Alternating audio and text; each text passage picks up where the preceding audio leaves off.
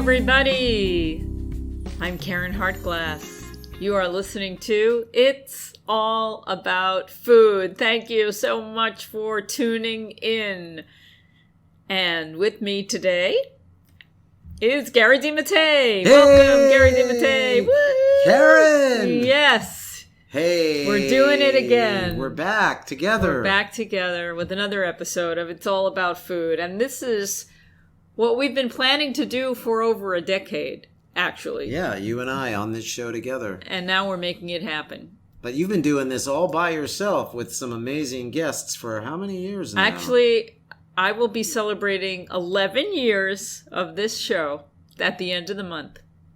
11 years. 11 years every Tuesday. 11 years. It used to be on Wednesday, and then it was moved to Tuesdays, but it's been every week for a long time. So first, I want to thank the Progressive Radio Network, Yay! Gary Null, and everybody over there for putting together an awesome station and hosting this show.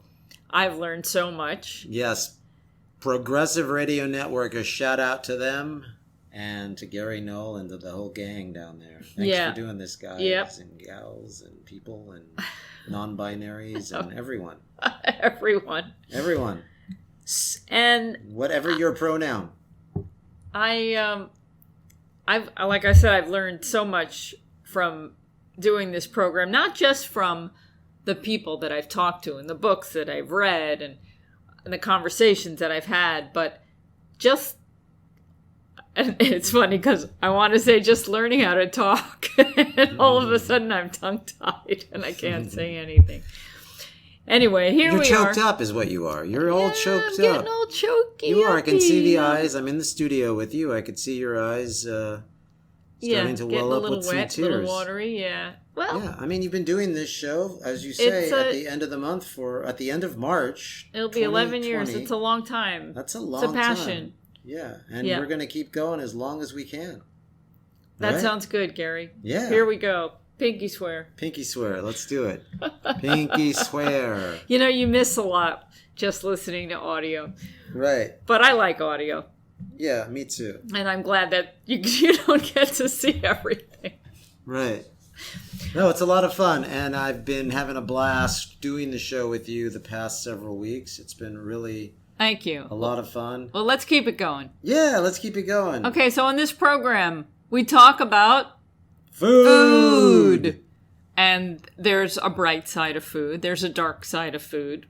We like to talk more about the bright side or the delicious side, but sometimes we talk about the dark side. And there's a lot to talk about this week with respect to food. For example, we've been eating a lot of food. We've been eating. You know, we've been very fortunate to be able to eat. Yes, we have. And to be able to eat the foods that we want to eat. Yes.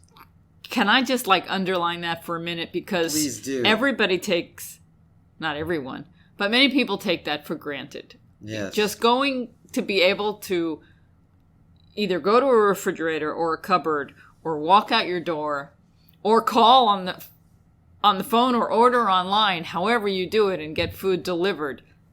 That's an amazing luxury. Yes, that we take for granted. It's an amazing amount of good fortune. And now we're even able to order food online that's vegan, which is another real luxury that hasn't always been there. No, I've said this before on this show that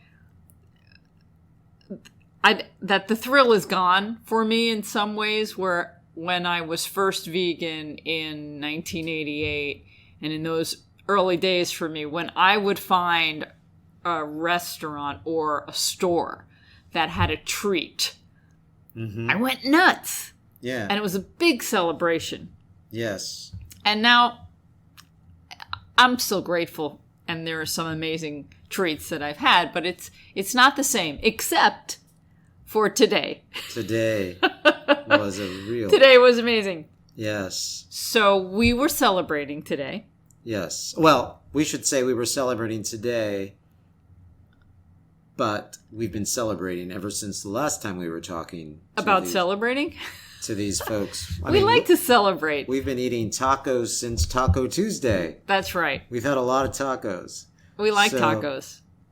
So yes, but there was a big celebration happening today. So you may remember I got a job, a performance job, and I mentioned it. It's coming up in April and May in Wisconsin, and I got the contract today, and I signed it and submitted it, and we just wanted to celebrate that because it was amazing. Big deal. Down at Actors Equity here in New York, Karen signed her contract for the gig in Wisconsin for 9 weeks, and then we started celebrating. Yeah. Well, then I ran and did another audition. After running and doing an audition. And then we started celebrating, and we went to Blossom, and we celebrated there a few weeks ago when I first found out I got this gig. And so we thought it would be nice to do that again. And we got some really amazing food. Oh, and the pictures of that. Now, we're going to have a companion piece to this broadcast. So check out the website to look at the pictures of this food that we ate. We started with salads. And, usually we just get a main dish. Maybe we'll get an appetizer. But this time we splurged because we were celebrating. And we both got salads and then main dishes. And these salads... We got the large salads. But they looked like Christmas trees. They were beautiful. And that's why we're going to do pictures, because you have to see these salads. They were... And just delicious. Mine was an arugula salad with mint, basil, and pistachios. And quinoa. And cherry tomatoes. Yeah. But the mix of the arugula and the mint, I just love that. It was cone-shaped, both of our salads. Yeah. And you had a vegan I had the classic Caesar salad, and I don't know what that dried thing was in there. Was it a dried mushroom? Because it didn't bother me. Or was it a dried... Everybody knows Gary doesn't like mushrooms, but... But it was a very chewy, dried... Something. Vegetable of some sort, or mushroom maybe. Yeah, it was good. Just delightful. We'll have to go back and look at what that was. On their menu. Yeah. But I didn't seem to mind. And we had both not eaten all day. I had an acting class at HB Studio. And I was just wrapped up working like crazy. And then the contract came in the mail and I just wanted to sign it and submit it. And so I just dropped everything and ran in. I also like to bring up that you're listening to this program on Tuesday, but we're recording it on Monday. So this all happened on Monday. Monday. So we aren't live today because we have other things happening tomorrow, but we thought we'd pre-record for you today.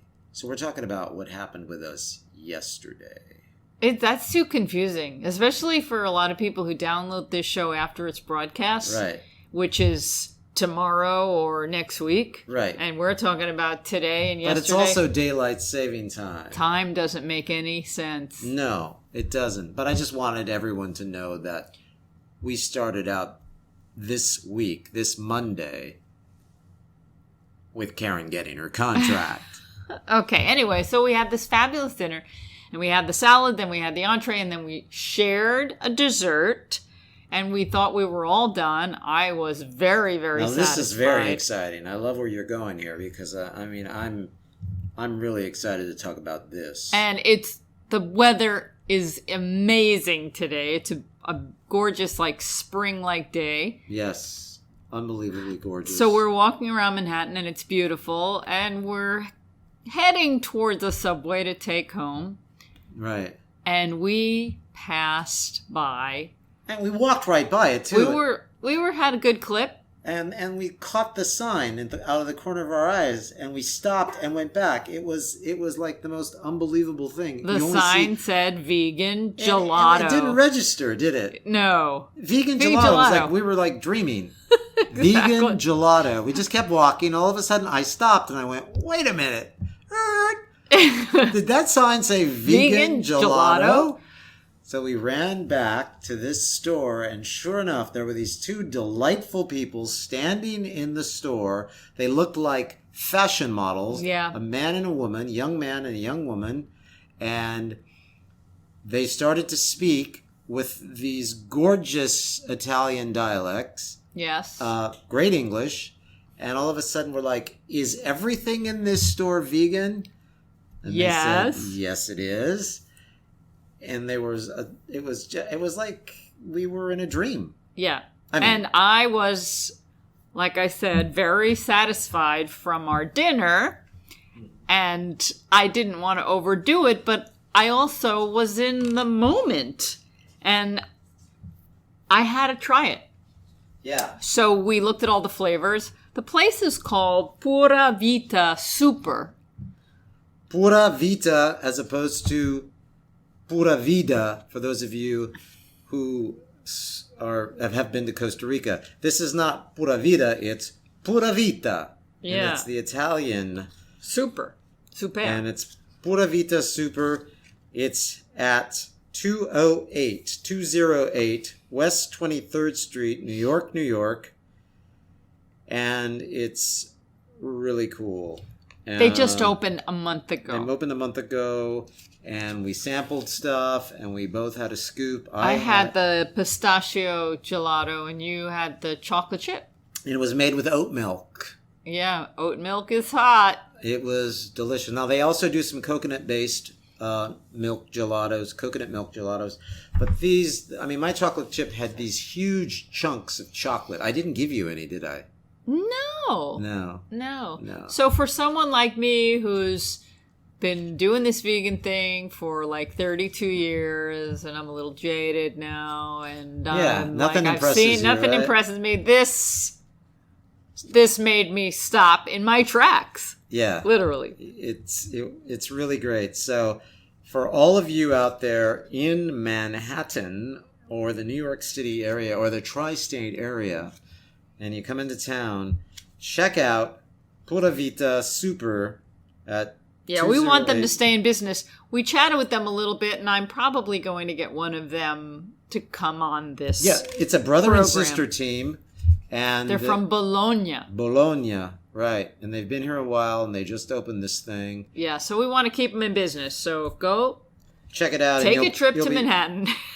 You'll be hearing more about this. From wherever you are. What was really thrilling, though, was we've often talked about the plant-based ice creams that are out on the market, and always think about why doesn't someone do a real, authentic gelato? And this was it. Well, they were Italian. They were real authentic They were real Italians. authentic Italians. And they not only have gelatos, they have sorbettos, and they also have croissant. Now, I have not tried the croissant. But Ariella Rubin said the croissant was good. Tried it, and she liked it. Okay, I'm a croissant snob because when I lived in France in the early 90s, I used to get vegan croissant in the frozen section of Carrefour.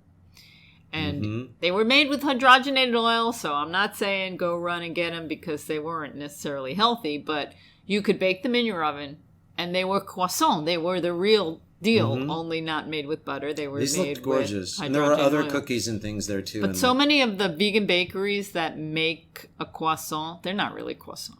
Right. So I'm kind of curious if this is or not. So we'll have to go back and try it out. Stay tuned. We have to try it. Also on our walk, there's a restaurant in California called Veggie Grill.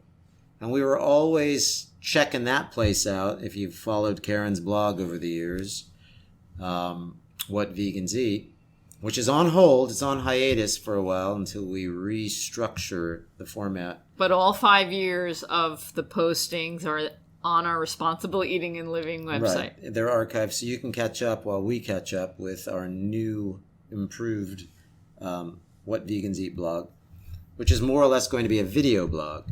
At any rate, we walked by Veggie Grill in Manhattan. It's here in Manhattan. It's here now. So, it's a fast food place, but still, it's, in a pinch, really good. And check it out. It's on the same street. Well, we used to like to go to Veggie Grill in San Jose when our favorite restaurant, the Vegetarian House, would be closed on Tuesdays. Right. So we would go to the Veggie Grill when they were closed. And one time we saw the staff from the Vegetarian House eating at Veggie Grill. And a big shout out to the Vegetarian House in San Jose. Hope y'all are doing well out there. We miss you guys and we want to come out and see you. Go out to the Vegetarian House in San Jose if you're listening in the San Jose Bay Area and tell them Gary and Karen sent you. Yeah. All and right. wave hello. Wave hello to Sunny, boom, boom, boom, boom, and the staff. Yep. All right, so we also have another day to talk about, and that was Woman's Day, right? And Woman's Day was the name of a magazine. Is it still? I don't know. I don't know. Women's Day magazine. What a great question, though. Yeah, I don't know. I miss magazines. I mean, we get magazines, as many as we can at home here, and I was just thinking about that the other day, speaking of actually holding a newspaper in my hand and reading it is so enjoyable, like holding a book. And one of the things about holding a newspaper or a magazine is you're not distracted by things popping up into your... You're reading this article and then all of a sudden something will run across the screen, or there'll be something flashing, or something will go right where you're reading, and it'll say your article will be back with you in a few minutes. And the other day I was reading the newspaper. We get the weekend section. We get the Weekender, which is the Saturday and Sunday New York Times. And I was reading the New York Times on Sunday, and I thought, this is so enjoyable. It's relaxing. There's no stress. There's no video game to play while you're reading the newspaper. Mm-hmm. There's no where's the little X? Let me get rid of this pop up. And then if you don't get exactly on the little X, you're into this news site, and you have to go back and find the article you were reading. And this isn't because I don't pay for the news. I pay for the news, but they're still trying to sell me more stuff. So that's a really good point. It would really be nice to have a subscription that doesn't have all that junk, but you get it. Yeah, we pay for the things that we can both read hard copies of and online, and yet the online versions are getting me down. They're getting me down. The advertising, but hey. I guess they've got to. This is 2020. Yeah, that's just the way it is. It's crazy. All right, so it was International Women's Day the other day. And there's a lot of top 10, top 20 lists. And Karen, I just want you to know that you would be at the top of my list. Oh, doesn't he say the nicest things? Right. Well, I think every day should be International Women's Day. And what is an international woman? I guess a woman who is found in other places. Yes. Anyway, we celebrated the great things done by women all around the world. And you've interviewed over the years, over the last, how many years again? 11. Over the last 11 years, some women who have made some of the lists in some of the other websites around. And one of them is Miyoko. Yeah, Miyoko is a huge star. And we're talking about plant-based women now, vegan women. Exactly, vegan women. She has a tattoo that says... I don't know. Something vegan. Authentically vegan or something vegan.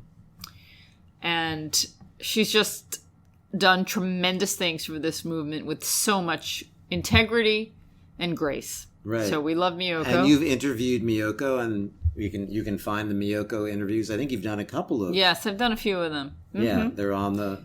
And Miyoko, a long time ago, used to be a singer. Really? Yeah, a jazz singer. Wow. Yeah.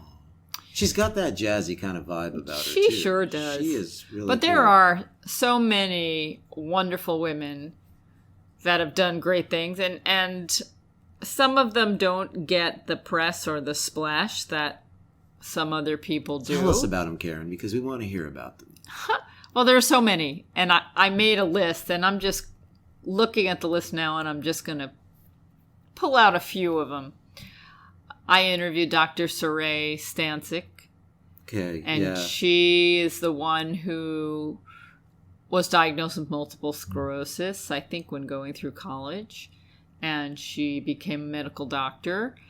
And it wasn't until things were getting really dicey. I think she was walking with a cane and in a wheelchair and having some big challenges. And then she discovered a nutrient-dense, whole food plant diet and basically turned it around. Turned it around. And she meditates and she runs and she's awesome. And I interviewed her a few years ago, and she did the Code Blue documentary, and I still don't think it's out for the public yet. It's aired in a variety of places, but it's such a great film, Code Blue. Oh, I want to see that. I've heard you talk about that before, and I'm really interested in that. I'm going to check that out. And then another woman, young woman, Jasmine Leyva, she did the film Invisible Vegan. Mm-hmm. And she seems to be winning awards left and right now for her screenplays and her work. But The Invisible Vegan is a great documentary, and it focuses on the Black vegan. Mm-hmm. And we wonderful can certainly have more press on that. And then Mary Finelli, remember when you met her at the Veggie Pride Parade? Yes, she founded Mary. Fish Feel. Right. And that's another group, fish, that don't get the press that they deserve, because fish are like, to human beings, fish are like aliens. Right. I mean, we like to eat them. Well, we don't. I mean, you and I don't, but people like to eat them. It's like they live in another planet. They live in the ocean. Right. And there's just been some amazing discoveries about fish and how intelligent they are. And Mary Finelli is bringing some focus to the plight of fish. Yes. It's not just that what we do to fish is cruel, and that fish are sentient beings. They feel pain. They have families. They have friends. They have jobs. They have intelligence. But our oceans now are in such dire situations with the plastic and the pollution. Right, and the overfishing. So fish are really, really having a hard time. So Mary Finelli's doing great work bringing that to light with fish. We have Melanie Joy, of course, who I've interviewed a number of times. Oh, yeah, Melanie. Such an articulate, intelligent woman who's brought up this concept of carnism. Which is eating meat, eating animals. Right. But we live in a world where eating animals is the norm. And the norm to the point where we don't name it. Yeah. So she brought a focus by calling people carnist or practicing carnism to kind of focus on the fact that this is something that people do and they don't have to do it. Right. And by naming it, that gives it a focus. Kind of reminds me, she's flipping things. Mm-hmm. Like when we ate at Time and Tonic a couple of weeks ago, we talked about it on the show last week. Right. Before we went to the Juilliard pre-college concert last week, we talked about it. Which was fantastic. And I know I talked about this last week, but I really loved the fact that the menu was all vegan, except for a few items that had fish. And the items that had fish, they had a little NV next to it. Not vegan. Not vegan. Again, they flipped it, where the foundation was vegan. And everything that didn't fit in had a little notation next to it. Right. That was interesting. I like the flipping of it. I like the flipping. So I'm flipping out about the flipping. Some other people, Karen Davis of the United Poultry Concerns. Oh, Karen's great. Such a hard worker. Just so many incredible stories about... You've talked to Karen quite a few times. And she's written some very passionate books. We have so many expressions about chickens and turkeys and ducks, and we assume that they're just stupid. Right. And they're not. No. They're smart. They're caring. And the amazing thing about birds is they will raise a baby bird that isn't of their own. So right. If it just wonderful. Happens to come about, would we do that? Do humans do that? We kick and scream, at people that don't look like us if we're not the right color, or our eyes don't have the right shape, or our hair isn't a certain way. Yeah. Yeah. So some other women, Mia McDonald has created an organization called Brighter Green. Mia's great, yeah. And they put out some really good reports and videos about what's going on internationally with food and the environment. They've focused a bit on China and some other places around the world. I definitely would check out Brighter Green. And you've interviewed Mia, and you can find her interview on our archives at responsibleeatingandliving.com. And then I wanted to talk about Pam Popper. Yeah, Pam Popper. And I wanted to talk about Pam because she and I are going to be guest speakers at the end of the month at Jamie Delaney's conference in Port Charlotte, Florida. They haven't canceled it yet, have they? No. A lot of events are being canceled because of that coronavirus. Yeah, the coronavirus, right? Yeah, but we're going to talk a little about that later. We're happening, the 5th Annual Charlotte County Plant-Based Wellness Conference, and if you have an opportunity to spin over to the west coast of Florida, it's not far from Fort Myers.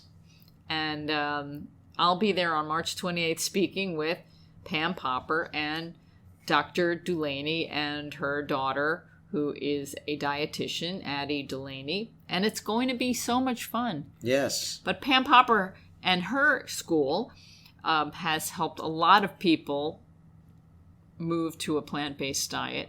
And you've talked to Pam on the show? Yes. She wrote a book called Food Over Medicine. Which is an interesting concept, right? Yeah, food over medicine. And Linda Long, someone that we know personally, is doing some cooking classes, right? Yes, at the Jewish Community Center in Manhattan. Yeah, she would be someone on my list of awesome Absolutely. vegan She women doing is the great work. Author of Great Chefs Cook Vegan. And she's also author of the Virgin Vegan. Virgin Vegan, yeah. And you've interviewed Linda on this show before. Yeah, Linda has such an amazing history. She really needs to write her memoir because, oh my gosh, she has so many stories of so many people that she's met. Fascinating. And there's also Fran Costigan, who we love. Yes. I would put Fran on our list. The diva of Dairy Free and the author of Vegan Chocolate. Awesome book. As well as other books. And she's been on the show several times with you, and I know you and Fran are good friends. Yeah. Mutual Admiration Society. So there's a lot of women that have been hustling, working hard. And continuing to keep going. Yes. And we're just getting started. That's right. And that's one of the themes today. Just getting started. Doesn't matter how old you are in this world that we live in. I personally think we should be learning as much as we can until we can't. Absolutely. And we should be working.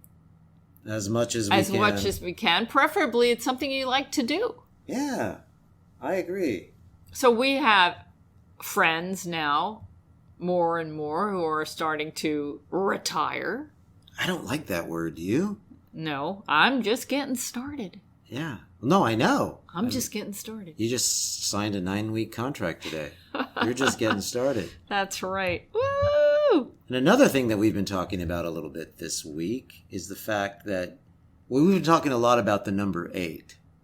Can you tell everybody why we're talking about the number 8? So, many of you know that in 2006 I was diagnosed with advanced ovarian cancer with a 10 to 20% survival rate.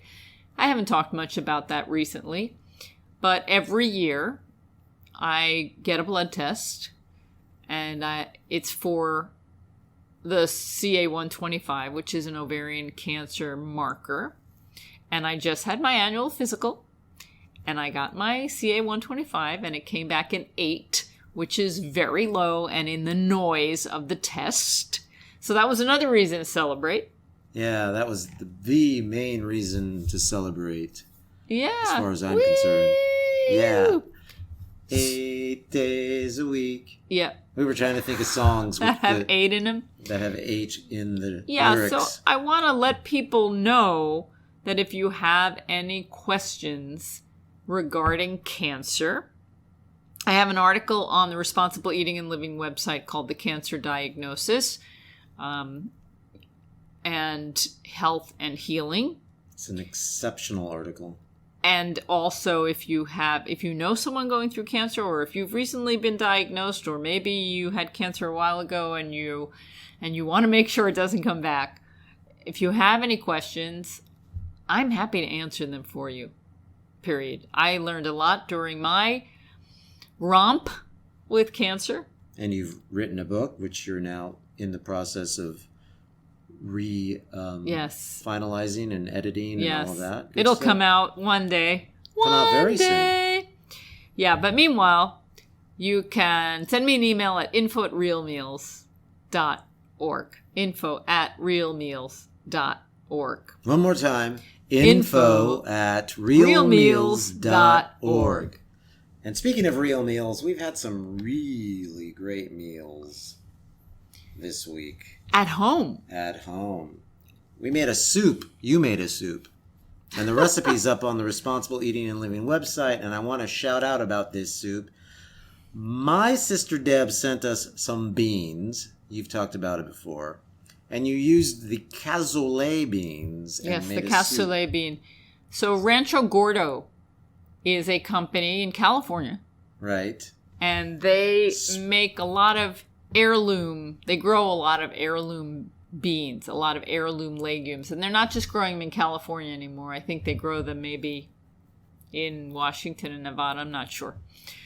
But it's quite a trendy thing. They've got a great following of people that join their club and subscribe, and they get beans. They're very clever. Yeah, with the way they publicize the different varieties of the beans. Right. And what a wonderful thing to get people excited about eating legumes. Yeah. And they're very exciting looking, too. They are. They have colors and spots, and they're different sizes.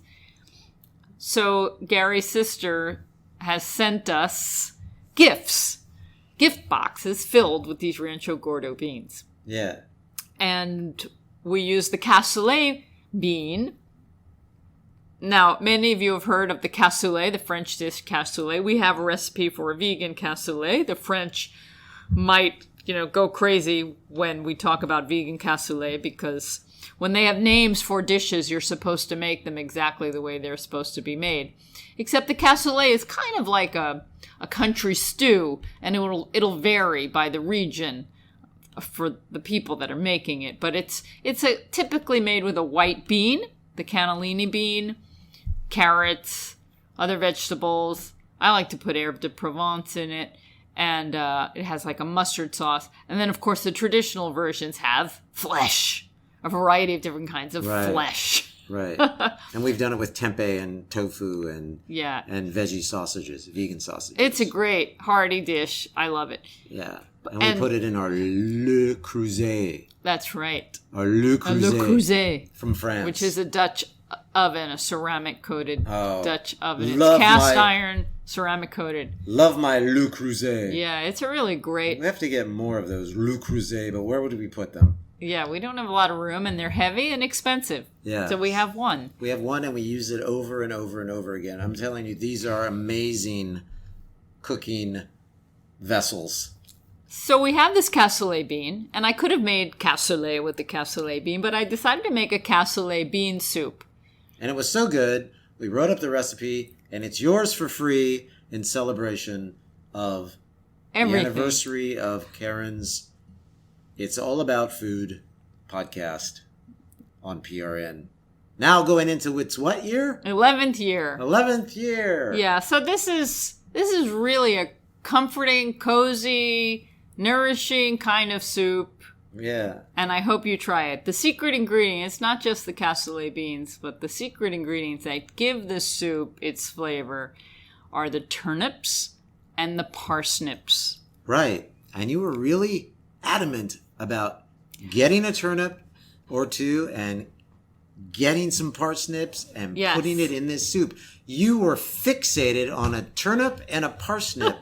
I thought I was losing you for some reason. It was like, what's going on with the turnip and the parsnip? Well, the funny thing is, if you go to a supermarket with a turnip and a parsnip in your cart, the odds are that the person at the checkout counter will not know what those vegetables are. And they'll have to look them up to see what they are. And if your turnip is kind of orange, it's really a rutabaga.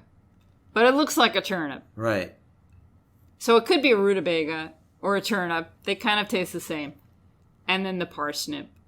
So if you turn up with a turnip, with a turnip in your grocery cart, you're going to have someone questioning you. Well, your turnip. I think it's a vegetable that a lot of people aren't familiar with. And when I lived in France, they would package an onion, a carrot, a turnip. They would package basic soup ingredients all together. Right. And the turnip was always in there because that's like the mirepoix, the onion, the celery, and the carrot. You have to add a turnip to that. Okay. I did not know that. Well, not everywhere, but in France. It's not called mirepoix, but it's like you do the mirepoix, the onion, the carrot, and the celery, and then you add the turnip for the soup. Got it. I learn something new every time I'm on this show. That's really wonderful. Yeah. And what's a parsnip? I mean, how many people know what a parsnip is? Who still uses a parsnip? Right? And a parsnip in a... No, that's not a parsnip. In a turnip. I think the parsnip, it looks like a white carrot. Right. And if you peel it open, if you break it open, there's another smaller version of it at the heart. It's really a wonderful vegetable. Have fun dissecting it. It's related to the carrot, and it's related to parsley. Right. They all belong to the same family, apparently. Right. It's like a parsley root. Have you ever worked with a parsley root? We have a recipe at Responsible Eating and Living that's also been published in the Farm Sanctuary Cookbook, where I do this osso vita, and it's a vegan riff on osso buco, and anyway, it's made with seitan and the bone, quote unquote, I'm doing air quotes right now, is a big parsley root, and I think a parsley root and a turnip are very closely related. You mean a parsnip and a parsley root? Yeah, a parsnip and a parsley root. Now, I'm not really fond of parsnip just on its own. Right. Kind of has I want to say licoricey kind of weird flavor. Right. But I really love it in soup, mixed with other vegetables. Right. It's such a lovely, harmonious... Yeah, and this soup, okay, getting back to this soup that's up on the website for all of you to try, it's delicious. It's oil-free, it's salt-free, and it's full of flavor. Can you believe that? It is. It really is. I didn't miss the salt at all. Okay, I'm going a little crazy over the soup. I'm done. We both are. I'm done now. Okay. And the other things that we have been enjoying lately... but let's go talk about your lasagna. Yeah, I was just going to say, is also on the website. And we were, as you know, Karen has talked about her house-made yogurt here at Responsible Eating and Living headquarters. And it's a nut-based yogurt. And we make a lot of cheese sauces that are also nut-based. And one night we had some tomato sauce. The Italians call it gravy. But then we have people arguing with us about it's not gravy unless you put meat in it.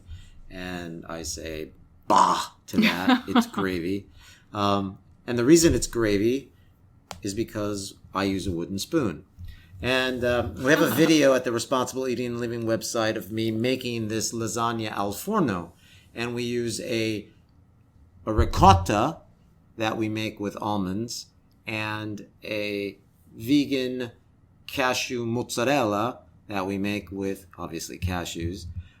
Now, so many different companies, Miyoko is one, for example. They put out a nice vegan mozzarella.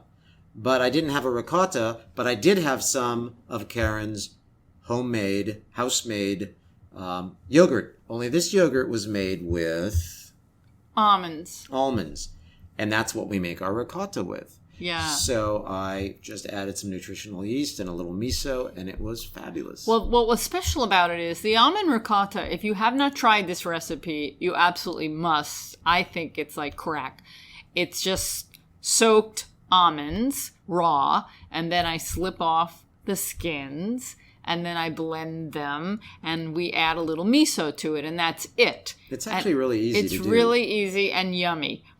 But the almond yogurt is a little different because the almond yogurt has the bugs in it. It's got the probiotics in it. Mm-hmm. So I'll take a vegan yogurt and I will soak almonds, take the skins off, then blend them and add water, and then cook them to 165 degrees Fahrenheit, and then let it cool down.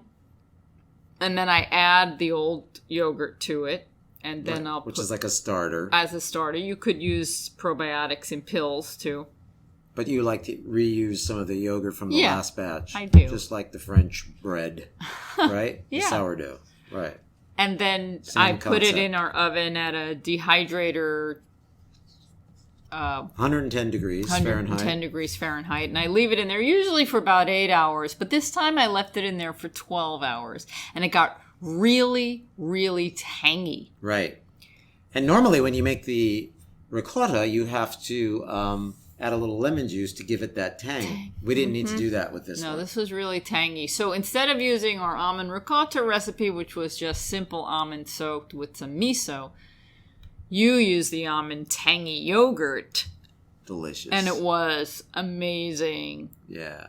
Really amazing. Good. But really you good. Mixed it too. You used a little miso and nutritional yeast. Yeah, with that's it, what. right? Yeah, that's of course. I whipped it up with the same ingredients that I use with the ricotta, and it was delicious. Anyway, you don't want to do this because you don't have time, right? Let's say you're at home and you've got kids, and I don't know who's got time to make yogurt and peel the skins off of almonds. What are you guys crazy? Yeah. Don't stop listening. There is a wonderful vegan ricotta now that Kite Hill does. That's really good. I don't recommend any of the other ones. And I'm not sure, does Miyoko do one? I'm not sure if she does it. I don't think she does. I don't know. But we use her mozzarella. And, when we're in a hurry too sometimes. So now we've got Miyoko's mozzarella. But the Kite Hill also has a ricotta if you don't have time.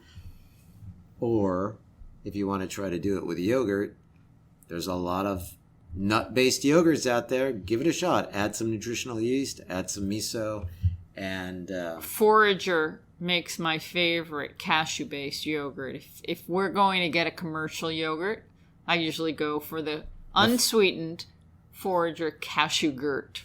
Yeah, that's great stuff. We love that. This is all about food. That's what you're listening to. And we're talking today all about food. We're kind of passionate about food. Yeah. This is like a regular conversation with us. And so the lasagna was great. And there's a recipe at Responsible Eating and Living. It's called Lasagna al Forno. There's a video. It shows you how to make it. We also had some fun with the video.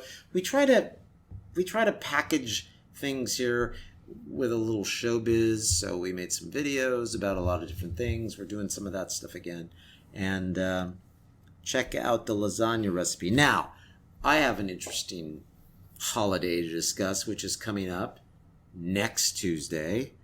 And we want to get you started on that. And that is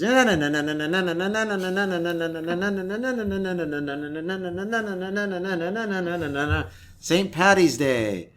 And when I went vegan, I was kind of bummed because I found out that Guinness Stout wasn't vegan. Well, guess what? It is now. And also, it took a lot of screaming vegans to make that happen. It took a lot of screaming vegans, but according to barnivore.com, where you can find out all of your favorite beers and wines and spirits, whether or not they're vegan or not.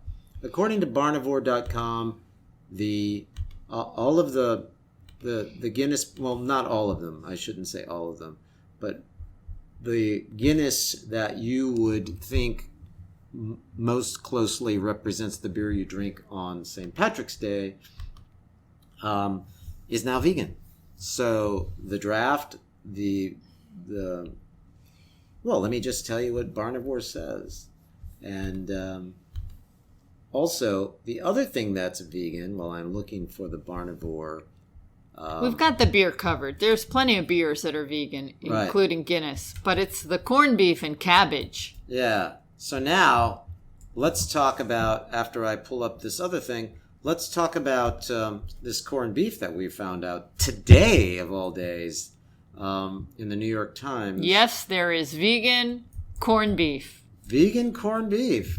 And it's there was an article in the New York Times on the 9th of March, which is today, Monday. There's a new player on the mock meat front, vegan corned beef, and it's called, the name of the product is Mrs. Goldfarb's Unreal Deli Corned Beef. And you can go to the website, and that's at unrealdeli.com. Again, that's unrealdeli.com. Mrs. Goldfarb's Unreal Deli Corned Beef. There's a video, and she talks all about this supposedly amazing product. And like I said, it made a piece in the New York Times by Florence Fabricant in today, Monday. Remember, we're taping this on Monday, March 9th at 4:43 p.m. This story ran with the heading, "Corned Beef, Hold the Beef, a new vegan deli product mimics the flavor of the Reuben staple." So guess what?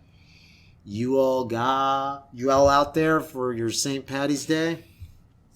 Order some of this. You have a week, so order some of this Goldfarb's Unreal Deli Corned Beef, because I'm going to try it.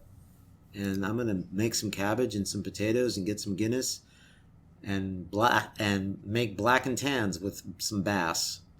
Because Bass Ale is also vegan. That sounds great. Yeah. I can't wait. Yeah, I'm going to get some. I'm going to order some after we go off. That sounds great. Now, St. Patrick's Day here in New York City is one of those crazy days. Right. Yeah. There's a lot of mayhem in Manhattan. Sure. And one of my favorite stories was when I first moved to New York for a short time and then moved back to California. It was around 1982. I asked a police officer. All of the streets were closed off, and there were porta potties lining all of the streets around, well, in the downtown area near McSorley's, where a lot of folks went. And I said, "Why are so many porta potties?" And the police officer said, "So the people can piss and puke." And I'll never forget that.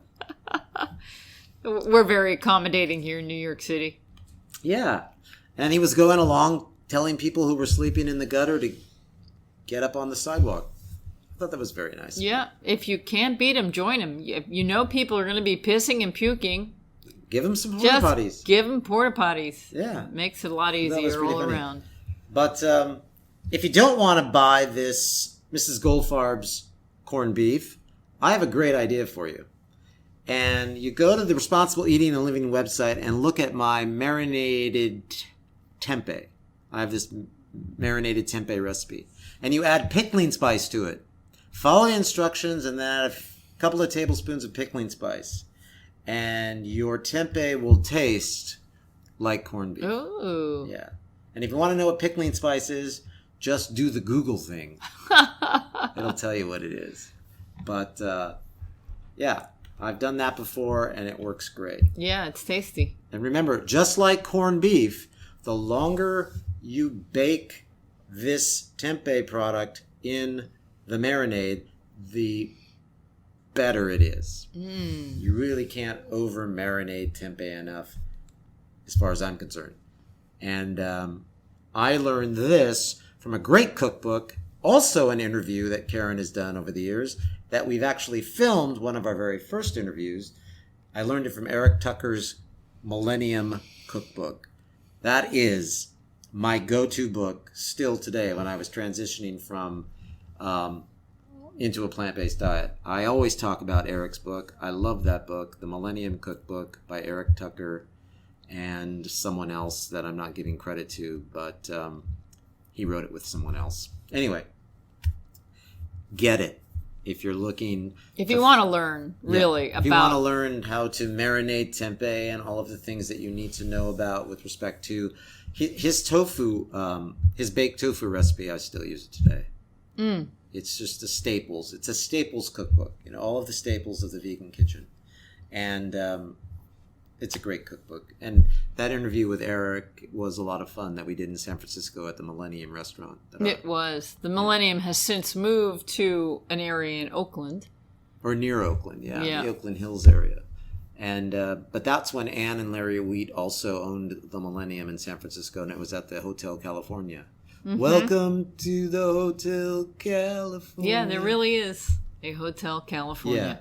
Yeah, and that, Okay. Hey, Gary, we've got like 4 minutes. No, there's so much more to talk about. I know. Oh, wow. Okay, well, celebrities going vegan? They say, I don't know if it's true, but they say Mark Wahlberg might have gone vegan. Yeah, he did a big interview with Men's Health. Right. And he shows off his figure a lot in this video. Right. But he talked about how he ate a lot of meat products and then he had gut problems. And he used bone broth to heal, and then he went plant-based. So it's not really clear if he's vegan. But very sketchy. But he was talking about how he really sees the value of eating high-fiber plant foods and ditching the meat. Very good. All right, Mark. Well, we'll get you on the show very soon. You can tell us if it's true or not. Listen, if you're out there, Mark, we want you on the show, so give us a call. And... Can't people even call anymore, Karen? Is there like a number to call? Yeah, there's a number to call. Yes, of course. Yeah, we publicize the number to call. Of course there is. Of course there is. Also... It's just you can't call us when we're pre-recorded. Right. But you could always leave a message at info@realmeals.org and we'll either talk about your question on the program or send you a message or both. Right. It's awesome. Okay. And so, anything else we want to let everyone out there know about? Well... I'm looking at my list. Everything seems to be okay with what we've just said. So... Everything is okay. Yeah. Everything is awesome. We had a lot of fun this week.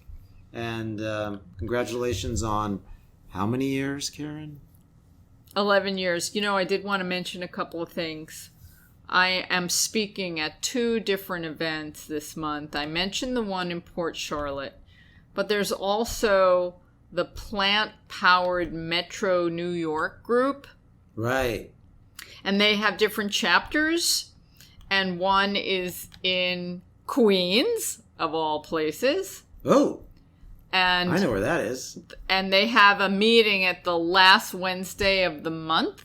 So if you're in the New York area and you want to join me, I'm the featured speaker of their monthly series. That's Wednesday at 7:30 p.m. on March 25th. It's a potluck dinner, and it's at Our Lady of Mount Carmel. Oh, Mount Carmel. So you could check out Plant Powered Metro New York. Their website is ppmny.org. ppmny.org. That's Plant Powered Manhattan, New York. Oh, no, Plant Powered Metro New York. ppmny.org to RSVP, and that will be fun. And then, of course, right after that is the event in Port Charlotte.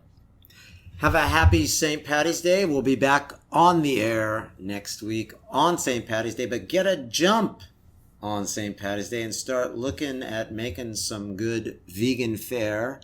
And don't forget the Guinness. Okay, that sounds good. All right. Okay.